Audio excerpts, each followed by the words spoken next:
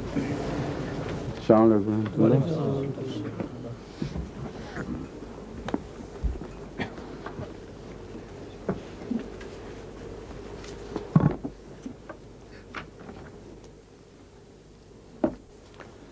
اعوذ باللہ من الشیطان الرجیم، بسم اللہ الرحمن الرحیم۔ اللہ لا الف لام میم، اللہ لا الہ الا هو الحی القیوم، نزل علیک الکتاب بالحق مصدقا لما بین یدیہ وانزل التوراۃ والانجیل من قبل هدى للناس وانزل الفرقان ان الذين كفروا بآيات الله لهم عذاب شديد والله عزيز ذو انتقام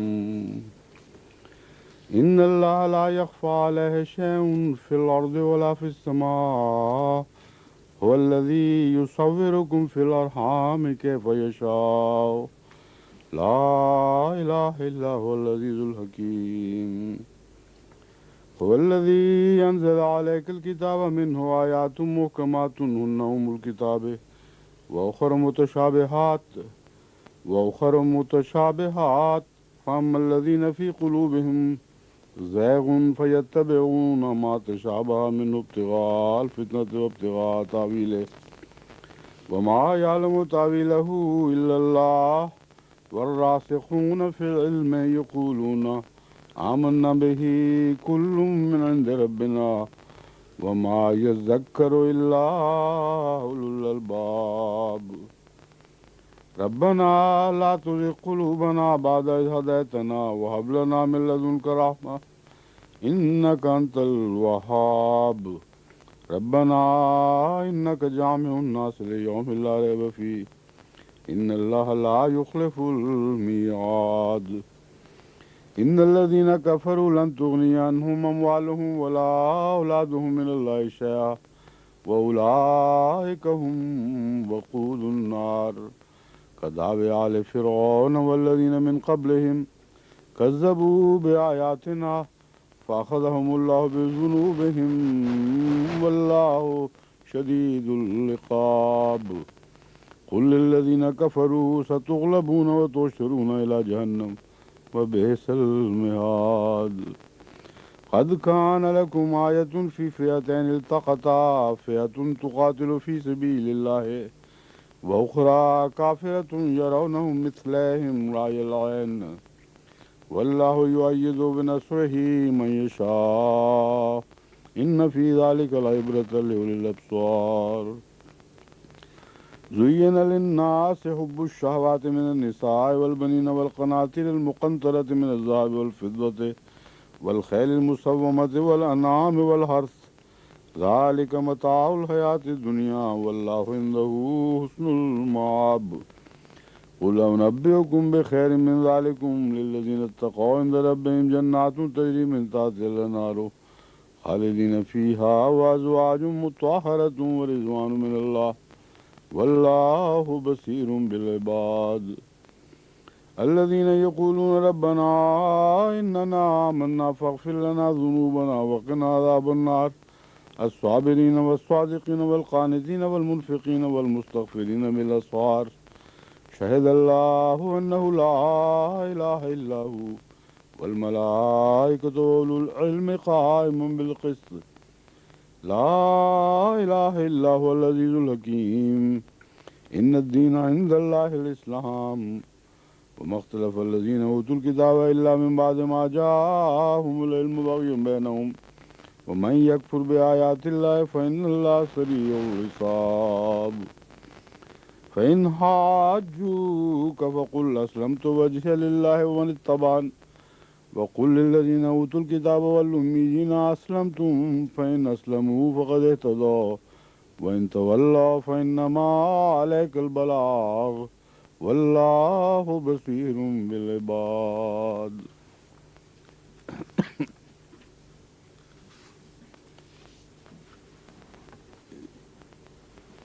سورہ آل عمران جو مدنی صورت ہے، اس کے ترجمے سے پہلے میں نے کل جیسا کہ ذکر کیا تھا وہ آخری آیات جو سورہ البقرہ کی تلاوت کی گئی تھیں، ان سے متعلق ایک دو باتیں کھولنا چاہتا ہوں۔ ایک تو یہ ہے کہ ربنا ولا تحمل علینا اصرا کما حملتہ علی الذین من قبلنا، اس میں ترجمہ تو ہو گیا کہ ہم پر وہ بوجھ نہ ڈال جو تو نے پہلے لوگوں پر ڈالے تھے۔ تو کیا مراد ہے، کیوں کم بوجھ ڈالے جائیں؟ اور اگر بوجھ سے مراد شریعت ہی ہے تو کیوں پہلوں سے کم؟ بلکہ واقعتاً تو ہم یہ دیکھتے ہیں کہ پہلوں سے بہت بڑھ کر شریعت کے بوجھ بڑھائے گئے، اور شریعت کو کامل کرنے کے ساتھ ذمہ داریوں کے تقاضے بھی خود بخود بڑھ گئے۔ تو یہاں کیا مراد ہے؟ عام طور پر اسرن پر نگاہ رکھے بغیر لوگ یہ ترجمہ سمجھ کے گزر جاتے ہیں کہ جیسا پہلوں پر جو ذمہ داریاں ڈالی تھیں ویسی ہم پر نہ ڈالنا، حالانکہ ان سے بہت زیادہ ڈالی گئی ہیں، اور یہ جائز بھی نہیں یہ کہنا۔ ہم کیوں آخر ہم ان سے مستثنا اس رنگ میں قرار دیے جائیں کہ ان سے کم تر شمار ہوں؟ پھر ذمہ داریوں کا بوجھ اٹھانے کی صلاحیت کے اعتبار سے بھی، ان کا حق ادا کرنے کے لحاظ سے بھی، تو یہ دعا نعوذ باللہ من ذالک امت محمدیہ کی شان کو گرانے والی ہوگی اگر اس سے مراد شریعت کے بوجھ ہوں۔ اسرن سے مراد وہ شریعت کے بوجھ نہیں ہے جو اللہ تعالیٰ ذمہ داریوں کے طور پر ڈالتا ہے۔ اسرن سے مراد رسم و رواج کے بوجھ ہیں جو قومیں اپنے اوپر ڈال لیتی ہیں۔ ایک لحاظ سے وہ خدا کے عائد کردہ بوجھوں کو اتار پھینکتی ہیں، دوسرے لحاظ سے خود اپنے طرف سے بنائے ہوئے بوجھوں کو اپنے سر پر لاد لیتی ہیں۔ وہ آیت ہے نا جس میں یضع عنہم اسرہم والغلال التی کانت علیہم، محمد رسول اللہ کا تو یہ کام ہے کہ وہ بوجھ اتار کے پھینکتا ہے جو ان لوگوں نے خود اپنے اوپر لاد رکھے تھے۔ اسرہم والاغلال التی کانت علیہم، اور وہ جو طوق انہوں نے گردنوں پر باندھ رکھے تھے ان سے ان کو آزادی دلاتا ہے۔ تو یہ اسر ہے جس سے پناہ مانگی گئی ہے۔ اور جب خدا کی طرف ضمیر کو پھیرا جاتا ہے کہ تو ڈالتا ہے یا تو نے ڈالا، تو مراد یہ نہیں ہے کہ خدا تعالیٰ نے خود ان پر یہ بوجھ ڈالے تھے، ان پر ان کے گناہوں کے باعث ایسا ہونے دیا۔ یہ قرآن کا محاورہ بکثرت ملتا ہے، جس سے مراد یہ نہیں کہ اللہ تعالیٰ نے بے ارادہ بوجھ ڈالا، بلکہ کسی بد کردار کو اس کے گناہوں کی پاداش میں ان مصیبتوں میں مبتلا ہونے دیا جو گناہوں کا طبعی تقاضا تھیں۔ یہ معنی ہیں جو یہاں بھی ہیں کہ اس طرح ہمیں بھی اپنے گناہوں کی پاداش میں ایسے رسم و رواج میں جکڑ میں اور ایسے بوجھوں میں مبتلا نہ فرما دینا جو گناہ ہمارا ہوگا، لیکن جب تو فیصلہ کرے گا تو پھر ہم ان بوجھوں کے تلے دب جائیں گے۔ دوسرا پہلو ہے، اس کے بعد فرمایا ہے لا تحمل علینا ربنا ولا تحملنا ما لا طاقت لنا بہ، کہ اے اللہ ہم سے طاقت سے بڑھ کر بوجھ نہ ڈالنا۔ حالانکہ ابھی اس سے پہلے گزرا ہے لا یکلف اللہ نفسا الا وسعہا، کہ اللہ کسی کی وسعت سے بڑھ کر اس پہ بوجھ ڈالتا ہی نہیں۔ تو یہ دعا پھر کیا معنی رکھتی ہے جب خدا کھلم کھلا بیان فرما چکا ہے کہ میں کبھی بھی ہو ہی نہیں سکتا کہ کسی پر اس کی استطاعت سے بڑھ کر بوجھ ڈالوں، پھر ساتھ ہی دعا سکھا دی کہ اے اللہ نہ ڈالنا۔ اصل میں وسع اور طاقت کے لفظوں کے فرق کو نہ سمجھنے سے یہ بظاہر تضاد پیدا ہوا ہے۔ وسعت ہے حد استطاعت، اور حد استطاعت کے اندر رہتے ہوئے خدا ذمہ داریاں ڈالتا ہے، لیکن ہم اپنی بدعملی سے باوجود اس کے کہ ہماری استطاعت میں باتیں ہوتی ہیں طاقت کھو بیٹھتے ہیں اور ان کو کرنے کی صلاحیت نہیں رکھتے۔ ایک انسان اپنے بدن کو بغیر کسی ورزش کے ڈھیلا چھوڑ دے اور آرام طلبی کی زندگی بسر کرے تو اس کی جو استطاعت تھی خدا کی پیدا کردہ، اس میں بہت بڑے بڑے بوجھ اٹھانے کی طاقت موجود تھی، لیکن ایک شخص نے جب اپنے بدن کو ضائع کر کے اپنی طاقتوں کو کمزور کر دیا تو پھر وہ بوجھ جب پڑے گا تو وہ طاقت سے بڑھ کر محسوس ہوگا. تو یہاں رحم مانگا گیا ہے، استطاعت کی بات نہیں مانگی گئی کہ یہ تو ہمیں علم ہو گیا کہ تو کسی کی وسعت سے بڑھ کر بوجھ نہیں ڈالتا، مگر ہم کمزور طاقتیں کھو بیٹھے ہیں، یا جب طاقتیں کھو بیٹھیں اور کمزور کر بیٹھیں تو ہماری استدعا یہ ہے کہ ہماری طاقت سے بھی بڑھ کر نہ ڈالنا. یعنی جو شریعت ڈالی گئی ہے اس میں ایسی آزمائشیں نہ آئیں کہ جب ہمیں کچھ کرنا پڑے تو ہم اس کی طاقت نہ پائیں. اسی لیے فوراً بعد واعفو عنا کا ذکر فرمایا ہے. یعنی یہ مضمون عفو کا مضمون ہے، یہ نزول شریعت کا مضمون نہیں ہے. شریعت کے دائرے میں طاقت میں رہتے ہوئے آزمائشیں پڑھیں، اس سے زیادہ نہ پڑھیں. واعفو عنا واغفر لنا، ہم سے درگزر فرما، ہمیں بخش دے، ضرور کوتاہیاں ہونی ہیں. ورحمنا، اور رحم فرما. اتنا جو دردناک منظر ہے شریعت کے نزول کے اوپر ہے ہی نہیں کہ گویا شریعت نہ کم کر دے، بس کر کافی ہو گئی، اور رحم فرما دے، ہم پر کوئی احکامات نازل نہ فرما. یہ بالکل وہ مضمون نہیں ہے، بلکہ ابتلاؤں کا مضمون بھی ہے. اور ابتلا بھی کئی قسم کے ہوتے ہیں جو شریعت کے قوانین سے تعلق نہیں رکھتے، ویسے ابتلا ہوتے ہیں، وہ طاقت سے تعلق رکھتے ہیں. اور دوسرا جو میں نے بیان کیا ہے، شریعت کی سب ذمہ داریاں اٹھانے کی استطاعت ہونے کے باوجود ہم میں جو کمزوریاں پائی جاتی ہیں ان سے صرف نظر فرما، اور ہمیں ایسے ابتلاؤں میں نہ ڈال کہ ہم ننگے ہو جائیں، ہماری کمزوریاں ظاہر ہو جائیں. اب ایک اور سوال ہے جو پہلے ہی وہ بھی نپٹا لیتے ہیں ترجمہ شروع کرنے سے پہلے. ہمارے عزیز مبلغ ہیں، بہت ماشاءاللہ علمی ذوق رکھنے والے، خالد احمد ماسکو میں خدمت سر انجام دے رہے ہیں. انہوں نے یہ سوال اٹھایا ہے کہ 2 دن قبل درس القرآن کلاس میں البقرہ کی آیت 276 کا ترجمہ بھی کیا گیا تھا. اس آیت میں یہ عبارت تھی فمن جاءہ موعظۃ من ربہ فانتہا. بس من جاءہ، جس کے پاس آئے، من مفعول ہے جا کا، اور موعظۃ فاعل ہے. وہ جس کے پاس آئے، ہو کی وجہ سے اس کا ترجمہ یوں بنے گا، بس وہ جس کے پاس موعظۃ من ربہ، اللہ کی طرف سے موعظہ آئے. وہ سوال یہ اٹھاتے ہیں کہ موعظہ تو تانیث کا صیغہ ہے، موعظۃ مؤنث ہے، اور جا کا جو فعل ہے وہ مذکر ہے، تو مذکر فعل کے بعد مؤنث کا صیغہ کیوں آیا ہے؟ جات کیوں نہیں فرمایا؟ موعظہ کی تانیث کی نسبت سے فعل کو تانیث میں کیوں بیان نہیں فرمایا؟ اس سلسلے میں پہلا جو ذہن میں میرے جواب آیا تھا وہ بھی میں نے درست دیکھا ہے قرآن کریم کی روح سے. موعظۃ کتاب کے بدل کے طور پر بھی قرآن کریم میں استعمال ہوا ہے. انجیل کو متعلق بھی فرمایا وہ موعظہ تھی، اور ہدن بھی کتاب کے بدل کے طور پر استعمال ہوتا ہے. بس بعض اوقات ایک لفظ کی ظاہری شکل تانیث کی ہوتی ہے، لیکن اس میں جو ضمیر پائی جاتی ہے اس کے اندر مضمر ہے اشارہ جس طرف، وہ مذکر ہے.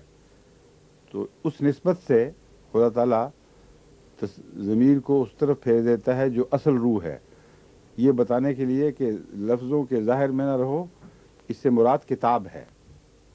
بس جب وہ کتاب آ جائے جو گویا مجسم موعظہ ہے، تو اس کے بعد پھر تمہارے لیے گنجائش نہیں ہے کہ تم اس سے صرف نظر کرو یا اس کے تقاضے پورے نہ کرو. یہ جو ضمائر کا پھیرنا ہے بڑی حکمت کے پیش نظر ہے.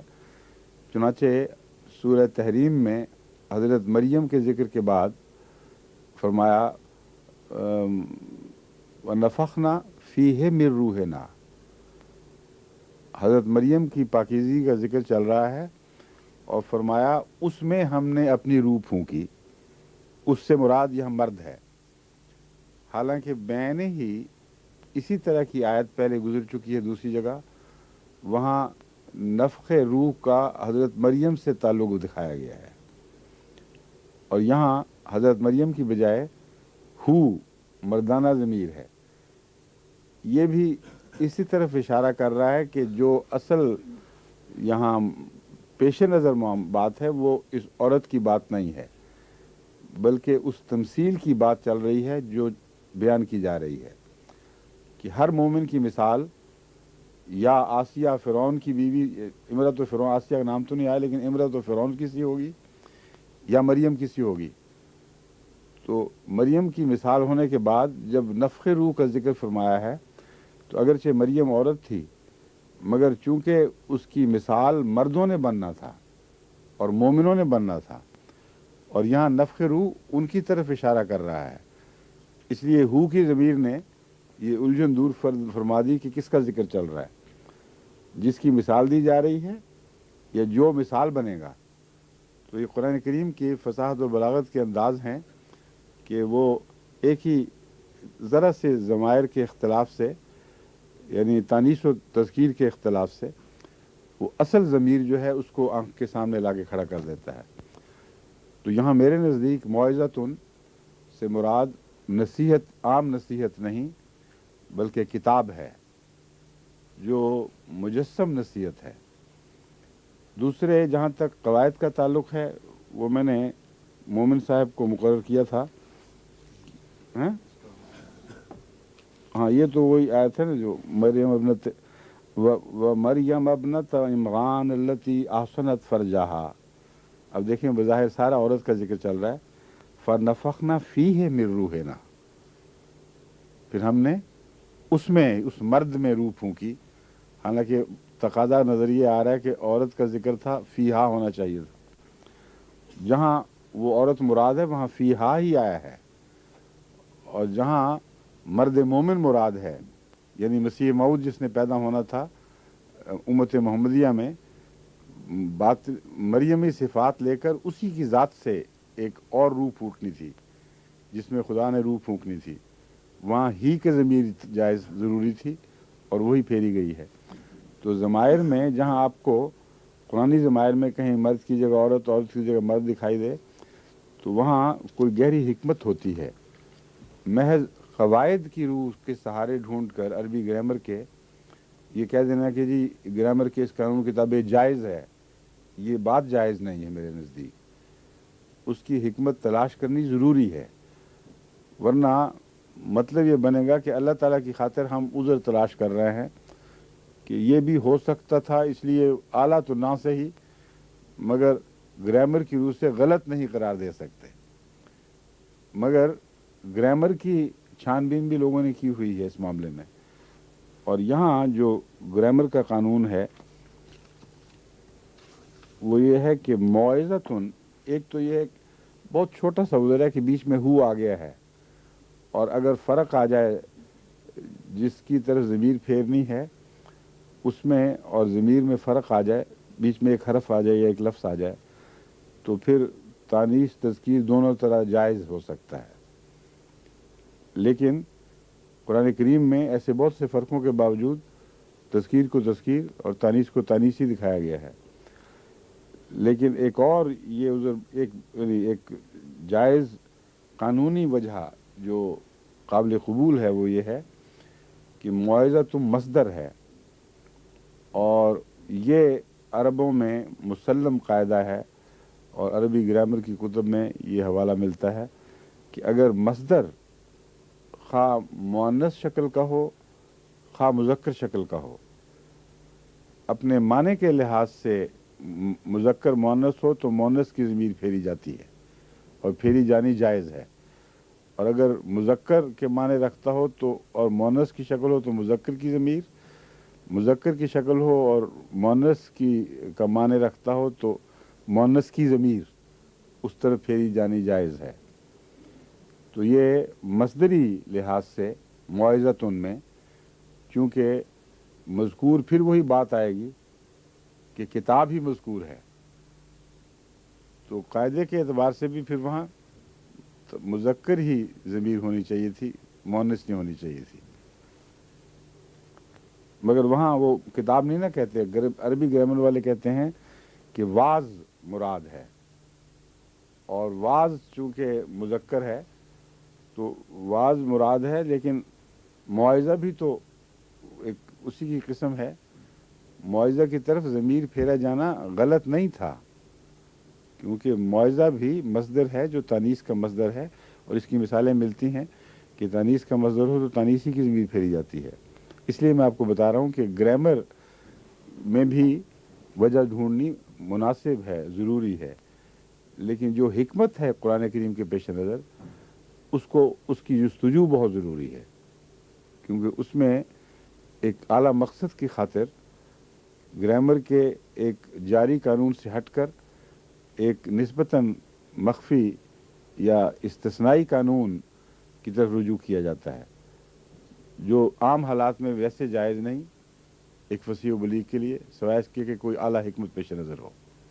سمجھ گئے؟ اچھا، اب یہ ترجمہ. بسم اللہ الرحمن الرحیم. اللہ کے نام کے ساتھ جو بے انتہا رحم فرمانے والا، بن مانگے دینے والا اور بار بار رحم کرنے والا ہے. ان اللہ عالم الف لام میم، میں ہوں اللہ سب سے زیادہ جاننے والا. اللہ لا الہ الا هو الحی القیوم، اللہ وہ ہے جو جس کے سوا کوئی معبود نہیں. لا الہ الا ہو ہوا کا مطلب ہے وہ، اور اس کو جب پڑھتے ہیں کھڑا ہو جائیں یہاں ہوا کے بعد تو ہو پڑھتے ہیں، تو اس لیے جو اللہ ہو کا محاورہ صوفیاء میں رائج ہوا، درویشوں وغیرہ میں، وہ ہوا ہی ہے دراصل، جس کو وہ ہو پڑھ دیتے ہیں. تو اللہ وہی وہ لا الہ الا ہو الا ہوا، اللہ کے سوا کوئی معبود نہیں. اللہ وہ ہے کہ اس کے سوا اور کوئی معبود نہیں، یہ ترجمہ ہوگا اس کا. اللہ وہ ہے، لا الہ کہ کوئی معبود نہیں، الا ہو مگر وہی. الحی القیوم، وہ بذات زندہ ہے، اس کی زندگی کسی اور کے سہارے کی محتاج نہیں ہے. اور قیوم بذات قائم ہے، اور دوسروں کو بھی قیام کی طاقت بخشنے والا ہے.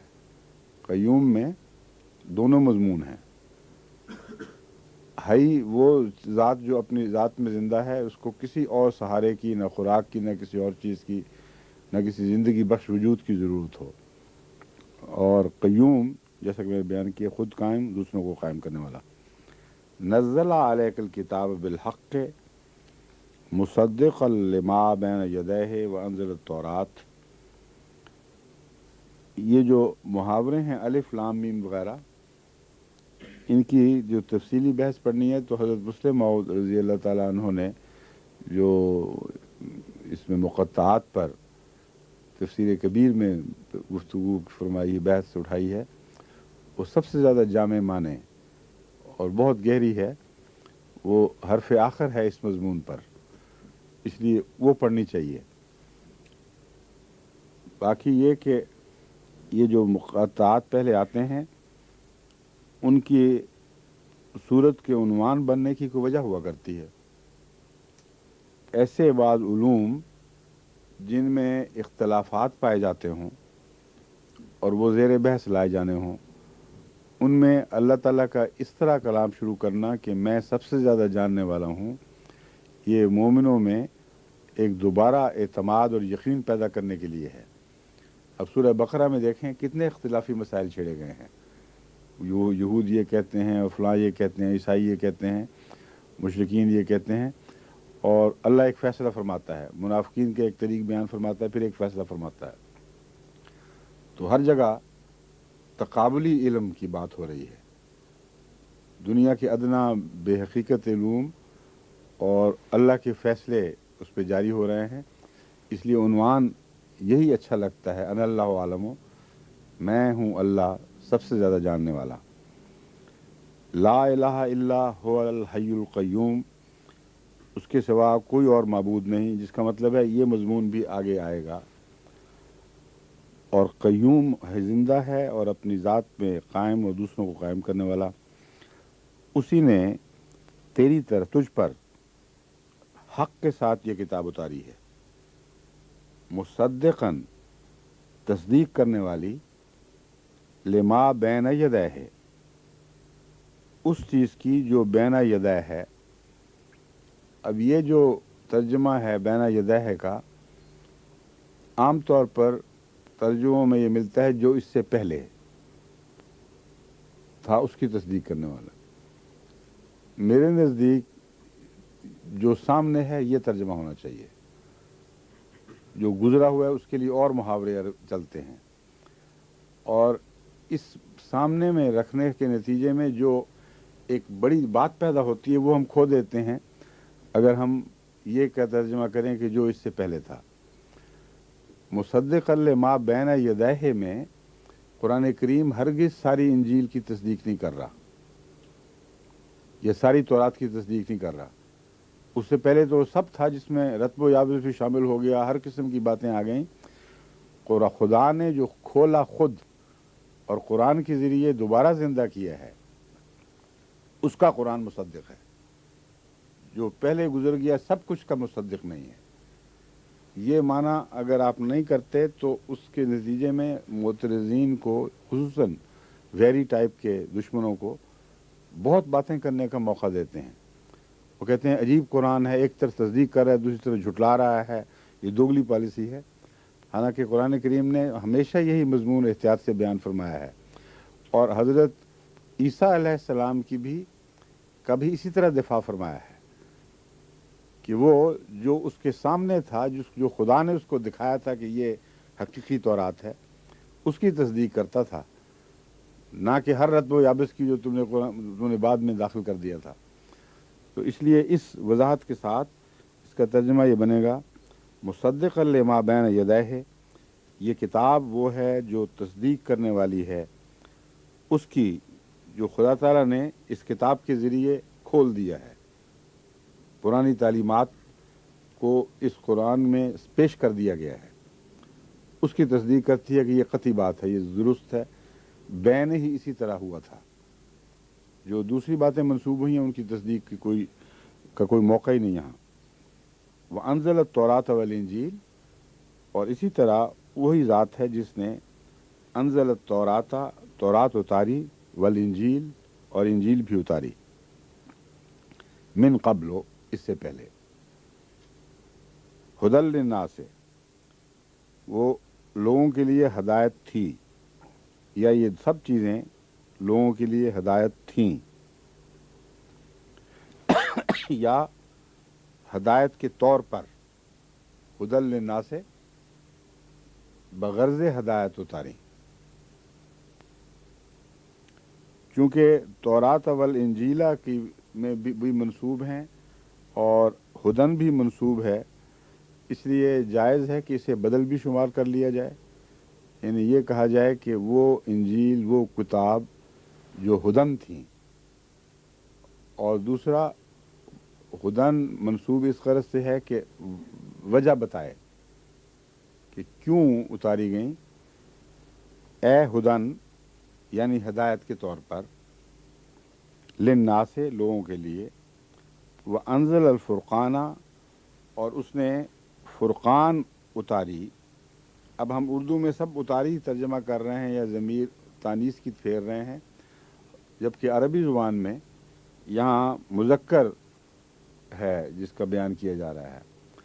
اور ایک اور بھی یہ گرامر کا نقطہ یاد رکھنے کے لائق ہے کہ تذکیر و تانیث دو طرح کی ہیں، ایک یہ کہ حقیقتاً کوئی چیز تانیث کی خواص رکھتی ہو، یا حقیقتاً کوئی چیز تذکیر کے خواص رکھتی ہو، اس کا اگر ترجمہ بھی دوسری زبانوں میں کیا جائے گا تو وہ بھی تذکیر کا تذکیر میں اور تانیث کا تانیث میں۔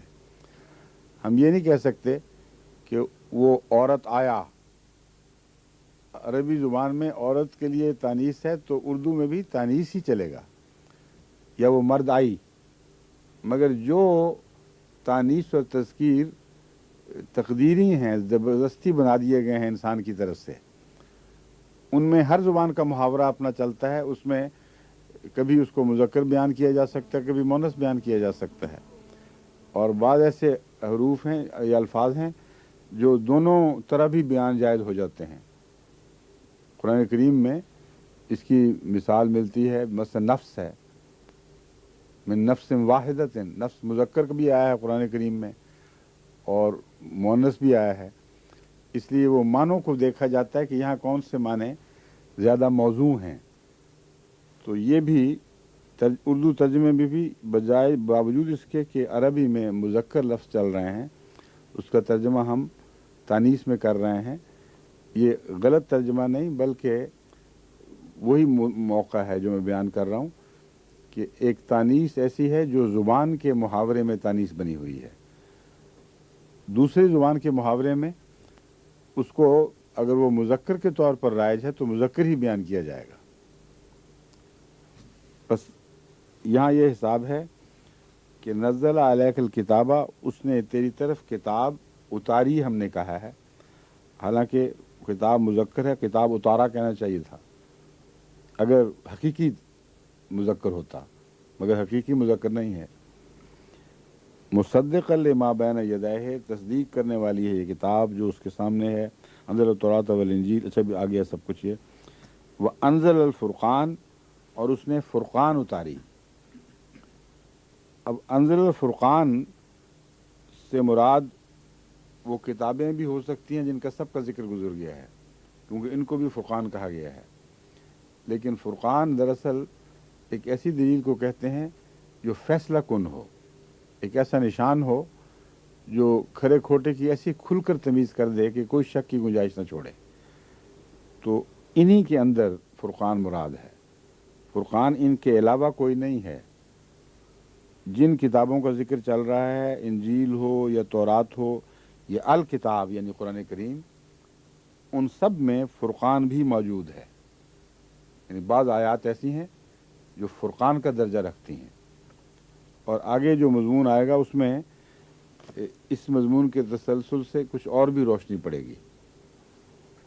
इन्नल लज़ीना कफ़रू बे आयातिल्लाह, यकीनन वो लोग जिन्होंने इनकार किया बे आयातिल्लाह, अल्लाह के निशानात का, लहुम या अल्लाह की तरफ से नाज़िल होने वाली आयात का, लहुम अज़ाबुन शदीदुन, उनके लिए बहुत ही सख्त अज़ाब है। वल्लाहु अज़ीज़ुन ज़ु इंतिक़ाम, और अल्लाह ताला बुज़ुर्गी वाला गालिब और इंतकाम लेने की ताकत रखता है। ज़ुल इंतकाम, इंतकाम वाला है से मुराद ये नहीं कि हर दफ़ा इंतकाम ही लेता रहता है, इंतकाम की भी ताकत रखता है जब चाहे। इन्नल्लाह ला यख़फ़ा अलैहि शैउन फ़िल अर्ज़ि वला फ़िस समा, यकीनन अल्लाह ताला पर कोई चीज़ भी मख्फ़ी नहीं है, ना ज़मीन में ना आसमान में। और आलमों का मज़मून देखें, दोबारा फिर खोल दिया है, अनल्लाहु आलमो, कि अब जो कुछ भी खुदा बयान करेगा वो हर पहलू से इल्म के ऊपर हावी है। बस आलमों का मतलब एक ये निकला कि दूसरों सबसे ज़्यादा जानने वाला, और एक आलमों का मतलब ये है कि उसका इल्म हर चीज़ पर हावी है, एक ज़र्रा भी उसके इल्म के दायरे से बाहर नहीं रहा। हुवल्लज़ी युसव्विरुकुम फ़िल अरहाम कैफ़ा यशाअ, वो वही ज़ात है जो तुम्हें अब रहमों के अंदर जैसे चाहे सूरतें अता करता है, ये तुम्हारी तस्वीरें बदलता रहता है। युसव्विरुकुम, तुम्हें मुख्तलिफ़ शक्लों में ढालता रहता है तुम्हारे रहमों के अंदर जैसा चाहे। ला इलाहा इल्ला हुवल अज़ीज़ुल हकीम, उसके सिवा कोई और माबूद नहीं है, वो बुजुर्गी वाला और गालिब है और हकीम है, बहुत हिकमत वाला है। हुवल्लज़ी अंज़ल अलैकल किताब मिन्हु आयातुम मुहकमातुन, अब वो फ़ुरक़ान वाला मज़मून भी आ गया दोबारा। मैंने कहा था ना, फ़ुरक़ान इन किताबों के अंदर ही शामिल है, इंजील में भी है, तौरात में भी, और किताब अल किताब यानी कुरान में तो बहुत ज़्यादा। जो फुरकान है वो मुहकमात भी होती है, उसमें वो इतनी वाज़ेह होती है कि उसमें किसी किस्म के तग़य्युर तबद्दुल तावीलात की कोई गुंजाइश ही नहीं होती। सूरज की तरह रोशन और वाज़ेह कलाम होता है जिसकी रोशनी में दूसरी आयात के तर्जमे किए जाते हैं। तो फरमाया मुहकमातुन मिनहु आयातुन मुहकमातुन, उस किताब में बाज़ मुहकम आयात हैं जो पुख्तगी के साथ कायम हैं और उनसे हवाले लिए जाते हैं, ना कि दूसरों के हवालों से उन पर रोशनी पड़ती है। तो जिस तरह वो रहनुमा कुतुब सितारा हो उससे सिमत पता की जाती है, तो मुहकमात की वो मिसाल है कुरान करीम में और हर दूसरी किताब में कि वो रहनुमा बन जाते हैं, उनके अंदर कोई हिलना टलने की गुंजाइश नहीं होती। व उखर व मुतशाबिहात हुन, हाँ पहले है हुन्ना उमुल किताब है, ये किताब की माँ हैं। व उखर व मुतशाबिहात, और दूसरी जो हैं वो मुतशाबे हैं। अब किताब की माँ का क्या जिक्र हुआ, इससे पहले आपने पढ़ा था कि रहमों में तुम्हें जैसे चाहे तस्वीर तुम्हारी बनाता है, तो रहम ढालते हैं उन तस्वीरों को और वो का कुदरत रखते हैं जैसा बनाएं जिसको, लेकिन शक्लें कुछ इश्तबा भी रखती हैं, कभी मिलजुल जाती हैं बीच में। लेकिन फैसला कुन ताकत वही है जो रहम के अंदर खुदा ने ताकत रखी है, जो कंप्यूटराइज निज़ाम बनाया है, उससे वो टल नहीं सकती बात।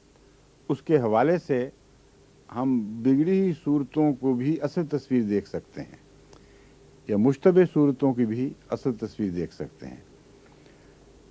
रहम की जो छाप है वो कती है, लेकिन उसके बावजूद बाज़ बच्चों की शक्लें कुछ और किस्म की होती हैं, बाज़ों की और किस्म की, बाज़ दफ़ा पहचाने भी नहीं जाते कि इंसान भी हैं कि नहीं।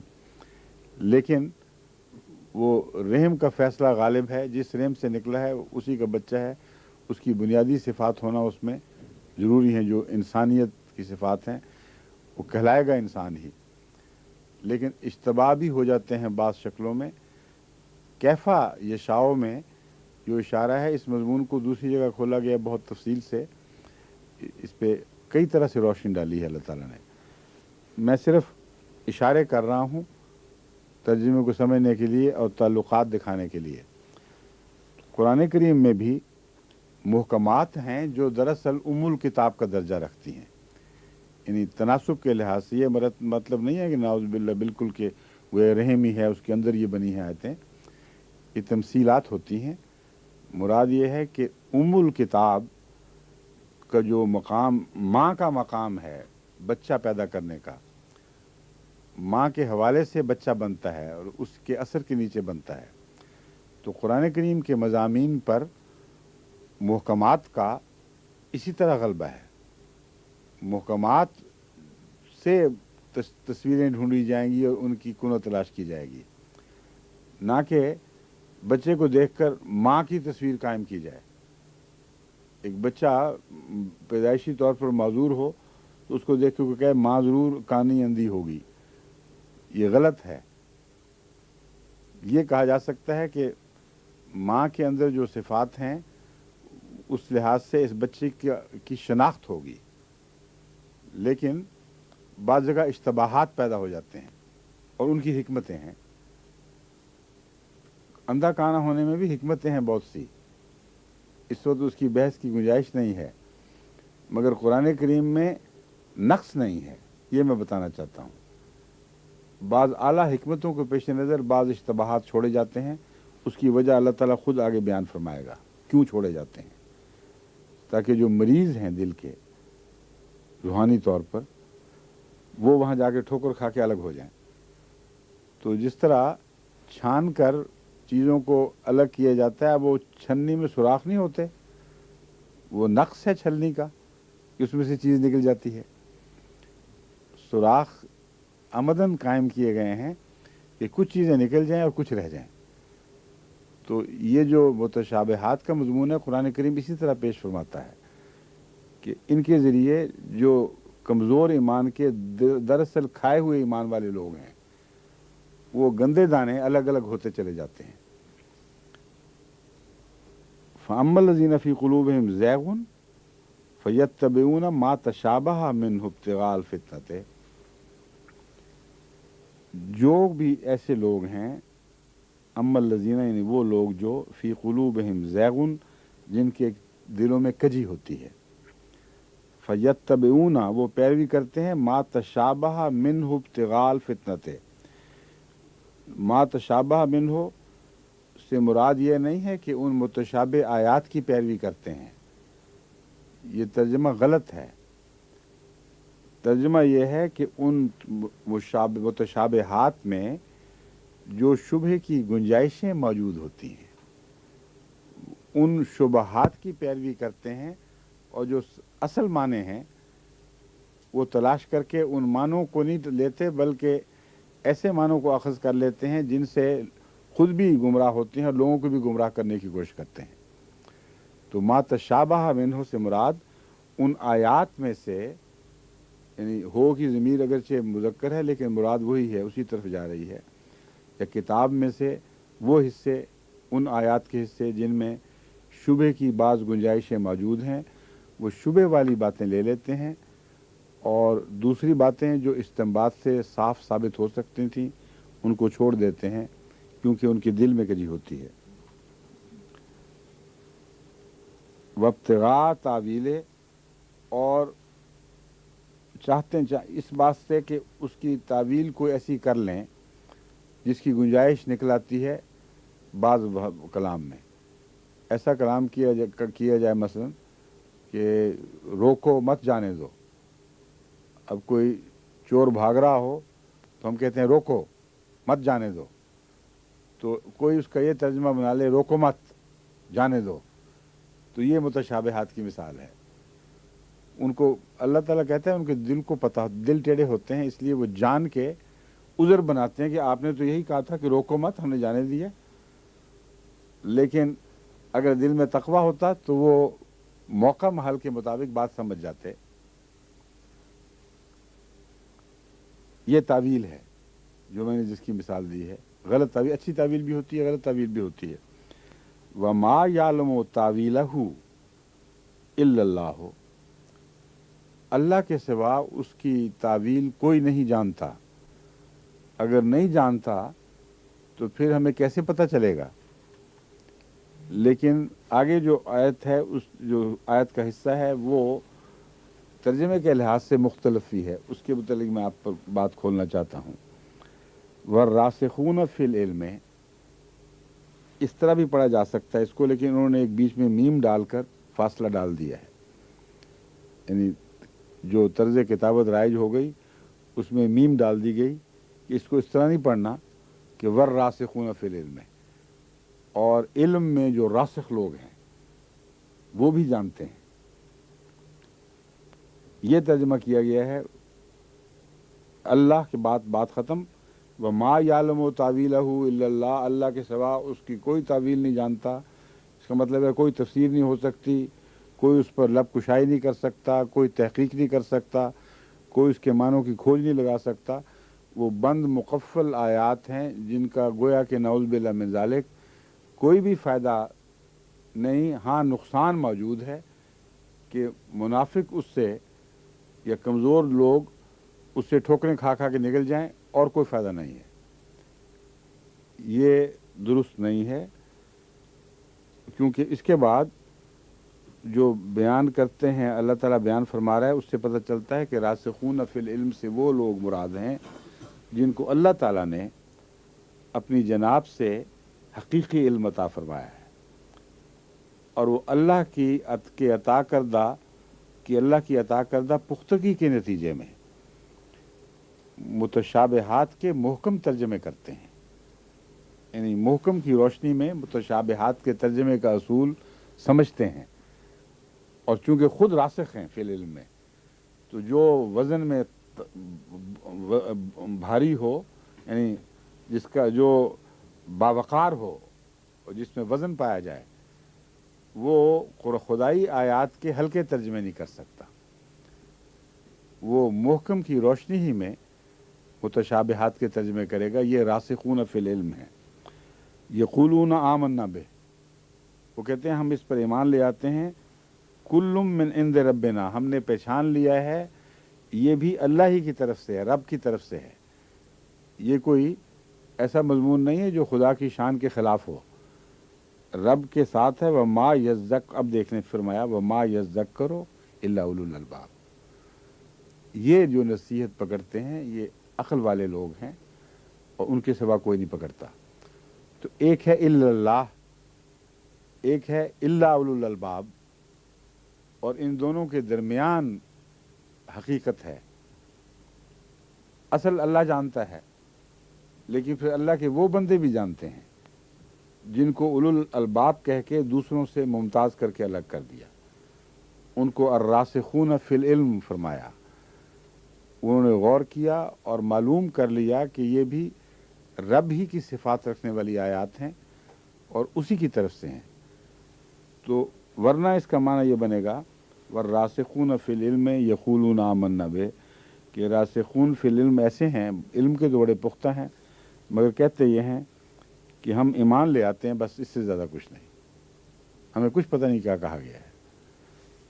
आमन्ना बिह कुल्लुम मिन इंद रब्बिना, ये कुल्लुन सब अल्लाह की तरफ से, ये कुल्ली ईमान रखते हैं और जुज़वी तौर पर हमें इसकी कोई समझ नहीं आ रही। वह मा यज़्ज़करो इल्ला उलुल अलबाब, अब इसका तर्जुमा क्या करोगे फिर कि नसीहत नहीं पकड़ते मगर उलुल अलबाब। तो ये कैसे उलुल अलबाब हैं जिन्होंने गौर किया और उनको कुछ समझ ना आई। इसलिए ये जो मैं तर्जुमा कर रहा हूँ मेरे नज़दीक यही मुनासिब है और इसी में कुरान की हुर्मत और अल्लाह ताला की शान के मुताबिक ये तर्जुमा है। इसी में ये इससे खुदा ताला की शान के मुताबिक और कुरान की हुर्मत के मुताबिक है ये तर्जुमा। रब्बना ला तुज़िग़ क़ुलूबना बाद इज़ हदैतना, ये भी उन्हीं की दुआ है। अब वो ये दुआ करते हैं, ऐ हमारे रब हमारे दिलों को टेढ़ा ना होने देना, अब टेढ़ा ना कर देना। बाद इज़ हदैतना, बाद इसके कि तूने हमें हदायत दी। वह हबलना मिल्लदुन का रहमा इन्नका अंतल वहाब, हमें अपनी जनाब से रहमत अता फरमा, तू बहुत ही बख्शने वाला और बहुत ही मेहरबान है। वहाब में मेहरबानी का मजमून भी है और बख्शिश का मजमून भी है। तो ये जो इजहार तशक्कुर है, ला तुज़िग़ क़ुलूबना बाद इज़ हदैतना, इसमें भी मालूम होता है कि अल्लाह ने उन पर मानी खोल दिए हैं और वो इजहार तशक्कुर के तौर पर अर्ज़ करते हैं कि ऐ खुदा जब तूने हमें हदायत दे दी तो फिर हमें ठोकर खाने वालों में ना आप बना देना। इंसान की ज़िंदगी का एतबार कोई नहीं, उसकी हालात का एतबार कोई नहीं। आज एक हदायत पाई है, कल वो ठोकर खा के अलग भी हो जाता है। तो इनकिसार भी सिखा दिया है। उलुल अलबाब की ये सिफ़ात ज़ाहिर कर दी कि अहले अक़ल वो हैं जो अपने इल्म पर नहीं अल्लाह के रहमत पर इन्हिसार करते हैं और अपने इल्म पर नाज करते हुए अपने नेक अंजाम पर मुतमईन नहीं होते, बल्कि सब कुछ जानने के बावजूद, हदायत पा जाने के बावजूद अपने नेक अंजाम का इन्हिसार खुदा ताला पर रखते हैं और ये अर्ज़ करते हैं कि हमें इसके बाद फिर हम ठोकर ना खा सकें। मिल्लदुन का रहमा में अपनी तरफ से रहमत जो है, मतलब है हमारी सोचों और चलाकियों के नतीजे में हमें कुछ ना हासिल हो, जो कुछ मिलना है तेरी तरफ से मिले।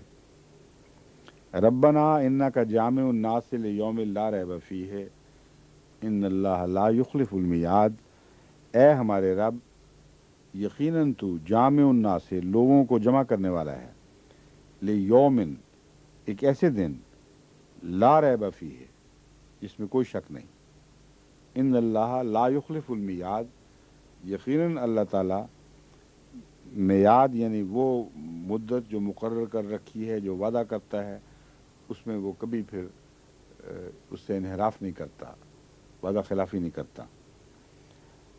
अब आलम के साथ एक रैब की नफ़ी का मजमून भी है, जो पहले अलिफ लाम मीम के साथ ही शुरू में बयान कर दिया था। ذالک الکتاب لا ریب فیہ ہے. تو یہاں آخرت کے حوالے سے جو خدا تعالیٰ بیان فرما رہا ہے کہ تم پیش ہوگے، اس میں بھی لا ریب کا حوالہ دراصل عالم کے ساتھ ہے، عالم کی طرف ہے، کیونکہ عالم خدا نے بیان کیا ہے. اس لیے ضرور ہم اس میں یہ نتیجہ نکالنے پہ مجبور ہیں کہ اس وعدے میں بھی کوئی شک نہیں ہے، اور اللہ اپنے وعدوں میں تبدیلی نہیں کیا کرتا، وعدہ خلافی نہیں کیا کرتا. ان الذین کفروا لن تغنی عنہم اموالہم ولا اولادہم من اللہ شیئا. یقیناً وہ لوگ جنہوں نے کفر کیا، لن تغنی عنہم اموالہم، ان کے مال ان کے کسی کام نہیں آئیں گے، ولا اولادہم، اور نہ ان کی اولاد کسی کام آئے گی، من اللہ شیئا، اللہ کے مقابل پر ایک ذرہ بھر بھی. یعنی ان کے مال اور اموال اللہ سے الگ ہو کر خدا کی طاقت یا منشا کے بغیر کسی کام نہیں آئیں گے. وَأُولَئِكَ هُمْ وقود النار، اور یہی وہ لوگ ہیں جو آگ کا ایندھن ہیں. کا داب آل فرعون والذین من قبلہم، ان کی مثال فرعون کی قوم کی سی ہے، اہل آل فرعون کی طرح کی ہے کیسے لوگ ہیں، والذین من قبلہم، اور ان لوگوں کی طرح جو ان سے پہلے تھے. ان کی مثال اللہ تعالیٰ بیان فرما رہا ہے کہ ان سے بھی ویسے ہی واقعات پیش آئیں گے، ویسا ہی وقت انجام ہوگا جیسے فرعون کی آل اور اس سے پہلے دوسرے لوگوں کا حال ہوا تھا.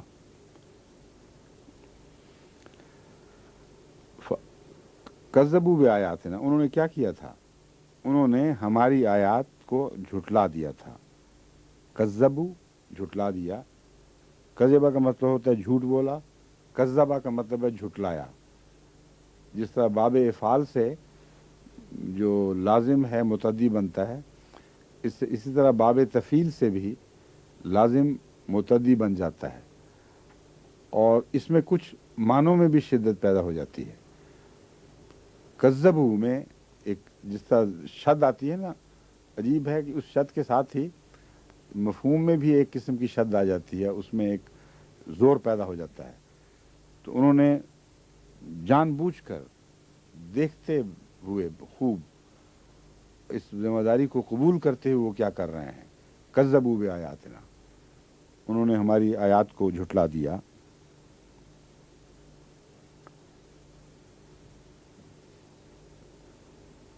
فاخذہم اللہ بذنوبہم، تو اللہ نے ان کو ان کے گناہوں کے سبب سے پکڑا ہے. پھر بے وجہ ان کو سزا نہیں دی گئی، جو انہوں نے اپنا انجام خود اپنے ہاتھوں تیار کیا، وہی خدا تعالیٰ نے وہی ان پر عائد فرما دیا. واللہ شدید العقاب، اور اللہ سزا دینے میں بہت سخت ہے. اب بے ذنوبہم بھی کہا ہے اور شدید العقاب بھی فرمایا ہے. مراد یہ ہے کہ جب ذنوب زیادہ سخت ہوں گے تو پکڑ بھی سخت ہو جائے گی. یہ مطلب نہیں ہے کہ ذو العقاب ہونے کی وجہ سے پکڑ سخت ہوگی، بلکہ بتا دیا ہے کہ ذنوب کے ساتھ ایک نسبت ہے، اور جتنا بھی تم سخت بدکاریاں کرتے چلے جاؤ گے، یاد رکھو اسی حد تک اللہ پکڑنے کی بھی استطاعت رکھتا ہے.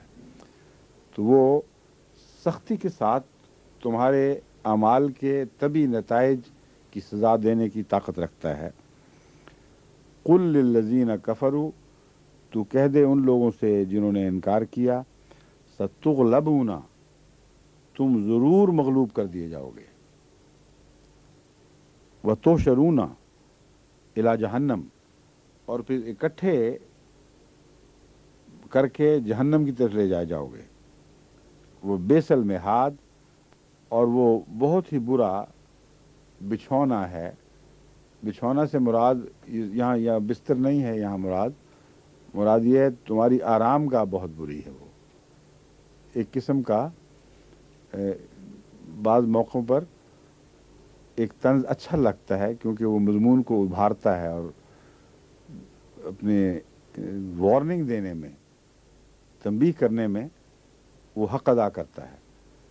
تو فرماتا ہے کہ بستر بچھونے تو ہوتے ہیں آرام کے لیے، تم بڑے بد نصیب ہو جو اس بچھونے کی طرف جا رہے ہو جو بہت ہی برا بچھونا ہے. قد کان لکم آیۃ فی فئتین التقطا، تمہارے لیے ایک نشان ان دو جماعتوں میں ہیں جو آپس میں جن کی مڈ بھیڑ ہوئی، جو ایک دوسرے سے لڑ پڑیں. اب یہ دو جماعتوں کا تذکرہ کیوں ہے؟ پہلے بھی دو جماعتوں کی بات ہو رہی ہے، ایک ایمان لانے والے محکم راسخون اور دوسرے فرعونی اور دوسرے مزاج کے لوگ. اور اب جو محکم لوگ ہیں ان کو پھر اللہ تعالیٰ استحکام کیسے بخشتا ہے، یہ بھی بڑی پرلطف مثال ہے کہ ان کے راسخ ہونا اور ان کے محکم ہونا، ان کا محکم ہونا ان کے لیے دیگر فوائد بھی رکھتا ہے. اور دنیا کے معاملات میں وہ ان کو ایسی طاقت ملتی ہے جو دوسرے انسان کو نہیں ملتی. تو صحابہ کا محکم ہونا سب کے محکم ہونے پر گواہی مل گئی ہے اس تسلسل مضمون کے لیے، اس مضمون کے تسلسل کی وجہ سے. فرماتا ہے قد کان لکم آیۃ، یہ نشان ہے اس میں. اصل میں جو دو گروہ لڑ پڑے تھے ان میں تمہارے لیے نشان ہے. کچھ ایسے لوگ ہیں جو جن کے قدم نہیں اکھڑا کرتے، جو سچائی پر قائم رہتے ہیں، ان کے ساتھ خدا کا اور سلوک ہے. کچھ متشابہات دنیا میں بھٹکے ہوئے وہموں کے مبتلا لوگ، ان کے حال اور ہوا کرتے ہیں. جب ان دونوں کا آپس میں ٹکراؤ ہوا، فئۃ تقاتل فی سبیل اللہ، ایک وہ گروہ تھا یا وہ جماعت تھی جو اللہ کی راہ میں لڑ رہی تھی، وَأُخْرَى کافرۃ، اور دوسری خدا کا انکار کرنے والی جماعت تھی. یرونہم مثلیہم رأی العین، اور وہ ان کو دیکھنے کے لحاظ سے اپنے سے دگنا دیکھ رہے تھے. جنگ بدر میں واقعہ کیا تھا؟ نسبت تھی 1 اور 3 کی، اور خدا تعالیٰ فرما رہا ہے کہ وہ مسلمان ان کو اپنے سے دگنا دیکھ رہے تھے. دوسری جگہ یہ ہے کہ وہ ان کو اپنے سے ان کو بہت تھوڑا اور معمولی دیکھ رہے تھے. اب یہ عجیب بات ہے کہ اگر انسان اپنی طاقت سے بڑھ کر کسی چیز کو ہلکا سمجھ کر اٹھا لے تو اس کو صدمہ پہنچتا ہے اور وہ ٹھوکر کھاتا ہے، بعض دفعہ ہاتھ پاؤں توڑوا بیٹھتا ہے. اور کوئی شخص اگر کسی کو اس کی طاقت سے بہت ہی تھوڑا دیکھے تو زیادہ اٹھا کے پھینک سکتا ہے. یہ ایک پہلو ہے جسمانی رد عمل کا. ایک ہے نفسیاتی رد عمل جو اس کے مطابق نہیں ہوتا، بالکل الٹ ہوتا ہے. ایک انسان کسی کو ہلکا سمجھ لے تو اپنی طاقتوں کو ہلکا بنا کر اس سے مقابلہ کرتا ہے اور اس کو معمولی سمجھتا ہے. وہ جب اس سے زیادہ نکلے، حالانکہ تھوڑا ہوتا ہے وہ پھر بھی، لیکن تھوڑے کو اور بھی تھوڑا دیکھ رہا ہے تو وہ سمجھتا ہے کہ یہ تو کچھ بھی نہیں، تو نظر بھی بالکل بے حقیقت چیز ہے. وہ ویسا نہیں ہوتا، اس میں وزن زیادہ ہوتا ہے. تو پھر اس کو یقیناً ٹھوکر لگتی ہے اور اس کی بالا طاقت بھی کام نہیں آتی. اور ایک آدمی کسی کو کم دیکھتا ہے طاقت میں حالانکہ وہ زیادہ ہو، مگر یقین اور اعتماد اس میں ہو کہ میں نے فتح پا لینی ہے کیونکہ یہ میری طاقت کے اندر ہے، تو وہ یقین اور اعتماد نفسیاتی لحاظ سے ایک قوت پیدا کر دیتا ہے جو اپنے سے زیادہ طاقت سے لڑانے میں کامیاب ثابت ہوتی ہے. اس میں حکمت کیا ہے؟ آیتن جو فرمایا ہے اس کا تعلق اس سے بھی ہے. حکمت یہ ہے کہ اللہ تعالیٰ نے مسلمانوں سے فرمایا تھا کہ ایک وقت آئے گا جو تم 1-10 کے مقابل پر بھی پورے آؤ گے، مگر ابھی تم کمزور ہو، اور 1-2 کے مقابلے پر پورے آئیں گے. یہ تو تھا کم سے کم وعدہ، اور اس میں خدا نے فضل سے طاقت بڑھانی تھی. اب اگر وہ 1 اور 3 دیکھتے تو ڈر جانا تھا انہوں نے کہ خدا کا وعدہ تو 1 اور 2 کا ہے، یہ 1 اور 3 بلائیں آ گئی ہیں 1 کے مقابل پر، تو ہم ان سے کیسے نپٹ سکیں گے. تو رائل عین کے لحاظ سے اللہ تعالیٰ نے نفسیاتی طور پر ان کو تقویت بخشنے کے لیے 2 ہی دکھائے، اور جب وہ دو دیکھے تو ان کا ایمان کہتا تھا کہ ناممکن ہے کہ ہم پر غالب آئیں. اس لیے غیر معمولی یقین اور عزم محکم کے ساتھ وہ ان سے ٹکرائے ہیں. اور ادھر ان کو تھوڑا دکھا دیا, انہوں نے ہلکا پھلکا لیا کہ یہ کیا چیز ہے, کچھ بھی نہیں. تو دونوں طرف نفسیات نے عمل کیا, اس طرح فرشتے عمل کرتے ہیں. اچھا جی.